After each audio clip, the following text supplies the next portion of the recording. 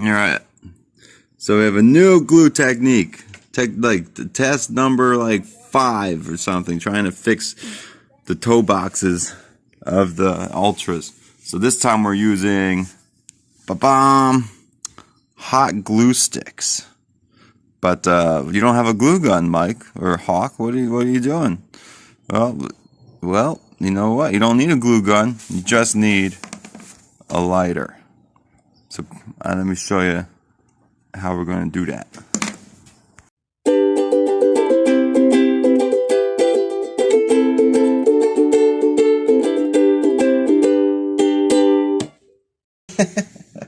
So anyway, this right here is all floppy, so that's probably going to be real bad. But I'm going to melt this sucker, and I'm going to go like this. And then maybe I'll probably do a little bit on the other side. So all you do is you get your lighter and you just gotta melt this up. It'll take, 20 seconds. It actually catches fire and it starts burning on its own. It'll blacken up a lot, but that seems to not be a problem. So I just spin it around so that it doesn't drip, because it'll drip, and then it'll drip on your hand, and then that will be very painful. So don't do that. But now you can see, it's getting a little bit melty, and then you just stab it. Stab it in there. And then that will very quickly solidify. And then you're good. Ooh, perfect. That's pretty good.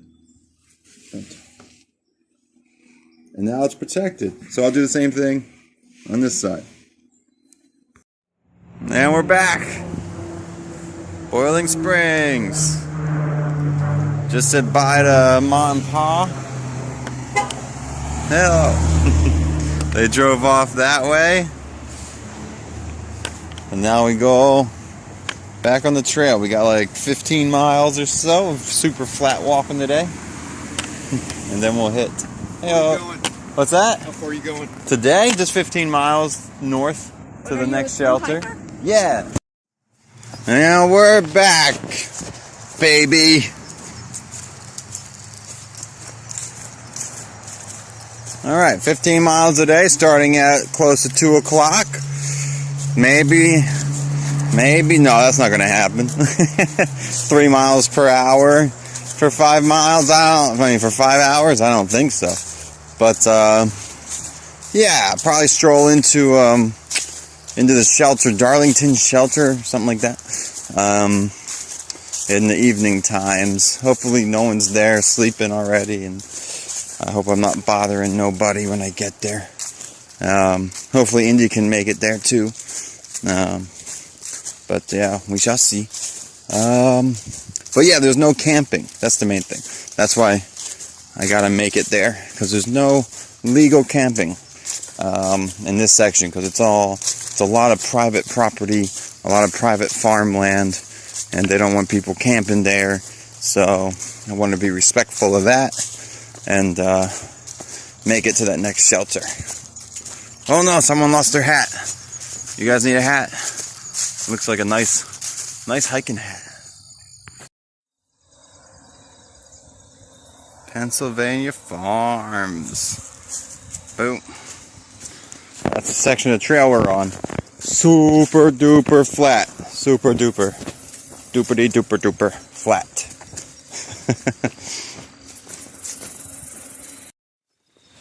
And I don't know if I told you guys. My hair's so crazy. Maybe when I get off the trail I'll figure out how to tame it. So anyway, yeah, why did I start the trail so late today? I did a tiny work for stay at the mansion.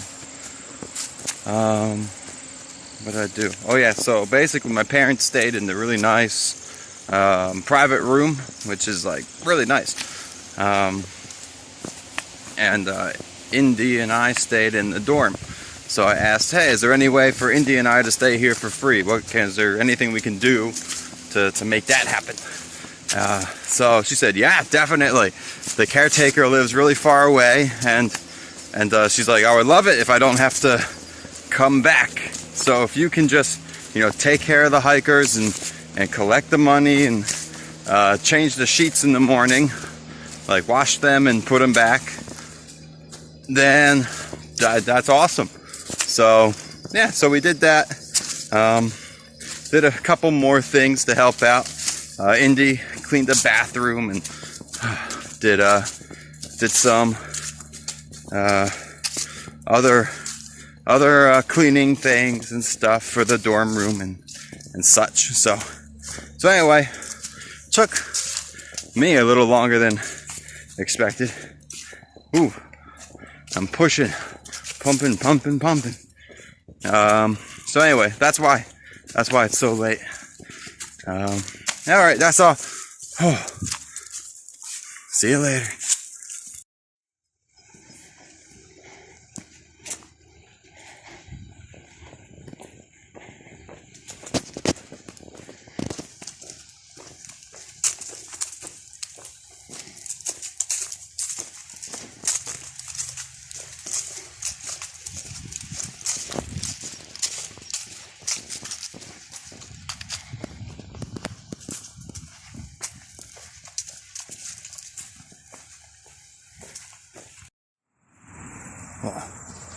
Cornfield time. Very, very much October. I don't know if you guys have ever done it, but corn maze is very fun. Very fun. Hello. Wow, beautiful dog. Oh, thank you.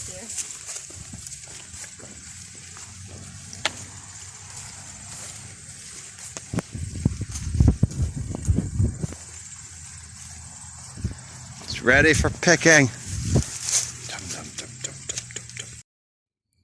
This is pretty amazing. I'm in a graveyard, an older graveyard. Even, yeah, this one's a bit newer. 19, I think that says 98.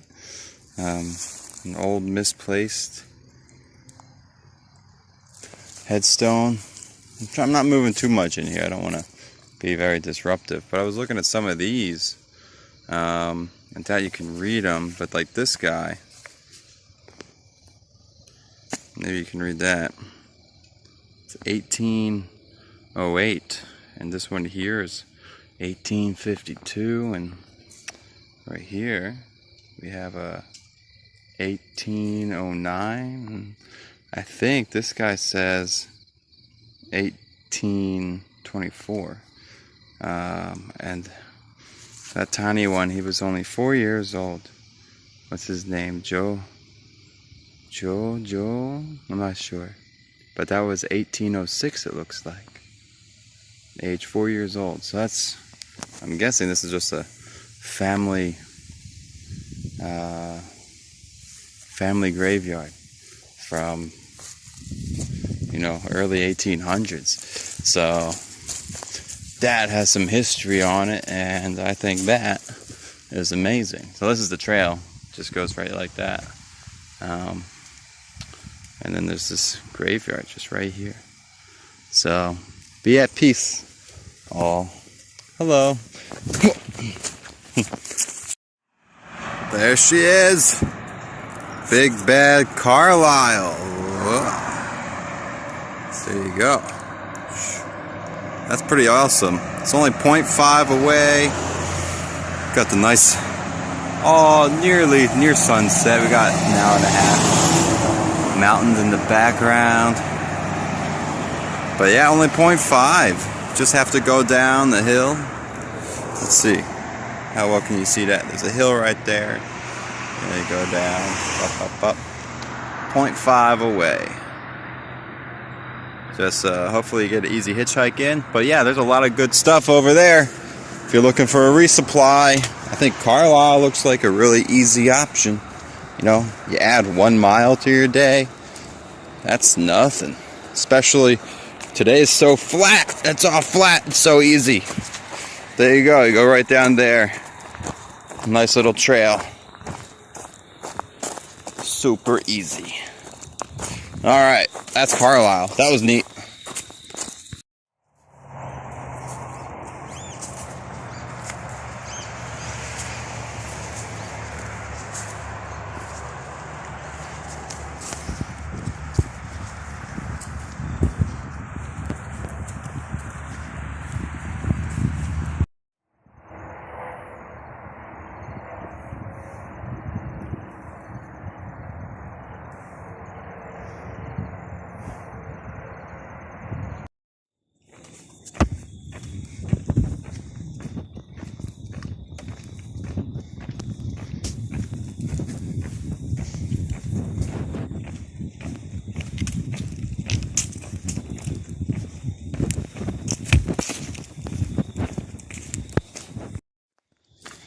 Hey, let's see what's going on.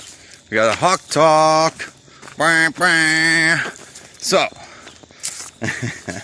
let's see. Oh yeah, this one it's a good one. I like this a lot. I think it's super important and very challenging to implement. Very easy, simple, like everything, but hard to put into practice often enough. So this one comes from actually, this is a piece of note that I got from Jordan Peterson. I listened to one of his college lectures or whatever on YouTube. He was a hot item for a little while, and I think he's a smooth talker. I mean, he's a professor. You think he's good at piecing together information coherently and things like that. I know his name can be a little contentious. I don't know much about him, and I don't really care too much. I just know this one piece of information was valuable for me, and I'm going to share it with you guys. So it's about, being in a relationship, either, whoever, friends, family, children, siblings, parents, what have you. You're going to interact with people, I guess, coworker and boss, all the same. But typically the doozy is when it's your romantic partner. That's always the hardest one, right? So anyway, should be all the same though. You interact with someone and they kind of act in a way that you would like to be different than it is. So you ask them, can you please do this thing differently? I.e., can you please change for me? Which is fine, if you care about each other, then sometimes you'll change for them and they'll change for you. But let's see. So, can you please change for me? And then they do it. They try their hardest. But change is very difficult for everyone. The change is very difficult. So when they first try to do it, whatever it is that you're asking them to do differently, it's probably going to be terrible. They might not be putting in their best effort. They might be doing it begrudgingly. And as the person who's asking them to change and as them doing it for you, you have to allow them to change poorly, to put in that poor effort.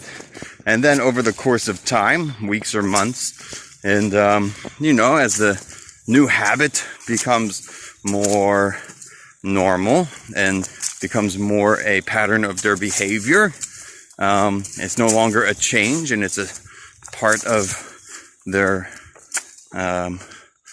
being at a certain point after doing it over and over again, whatever this change is. It's no longer half-assed, it's no longer begrudging, it's now as a normal function of being present, being in the relationship, whatever it may be. So let's put it less abstract. So the example that Peterson gave, which I think was good enough, is you come home from work, there's your partner on the couch watching TV, and they say, hey, and you're like, I don't know, you say, hello, happy to be home, and they're like, and they're just watching TV, they don't even look at you. And then for you, you're like, well, that doesn't feel very nice. And so you tell them, and it's important to accept responsibility, that the problem is not on their end, the problem is on your end. You know, it's not like they don't care about you. It's not like they don't love you, most likely. If you're in a relationship like that, pretend you're married, then pretend it's a marriage, then it's just your own self-insecurities saying, I need more attention, I need more affirmation of your affection. Something like this. Affirmation and confirmation that you care about me.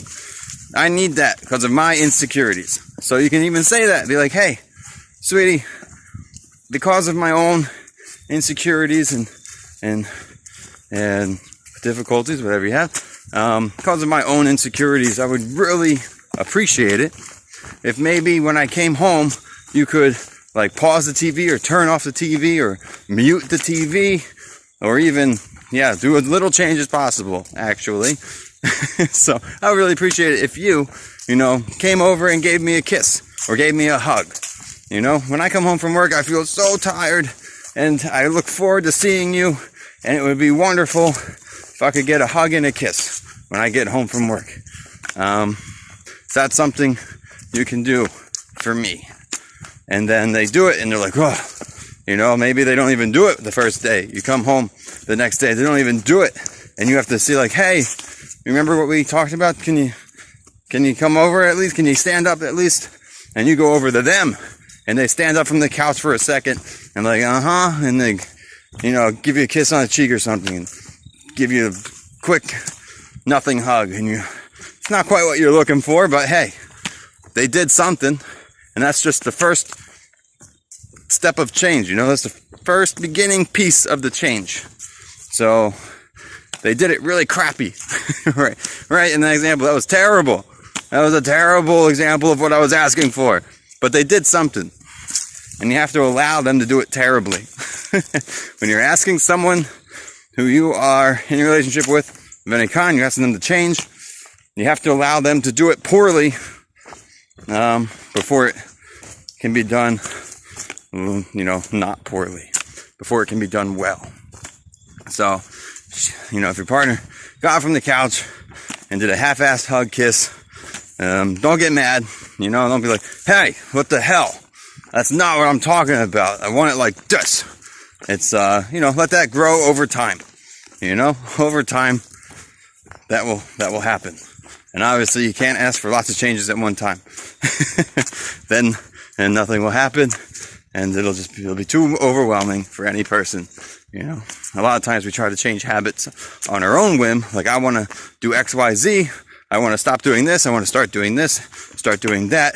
I want to start, I want to write more. I want to meditate more. I want to go to the gym more. I want to stop biting my nails.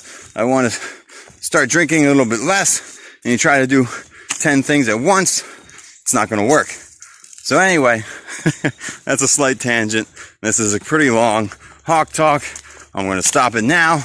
I hope it wasn't too long where you stop listening. In the daytime, I bet a tunnel is very cool. At night, it's very spooky.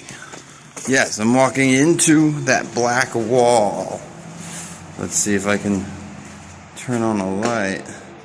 Come on. Does it work? There you go, you can see the wall. Whew.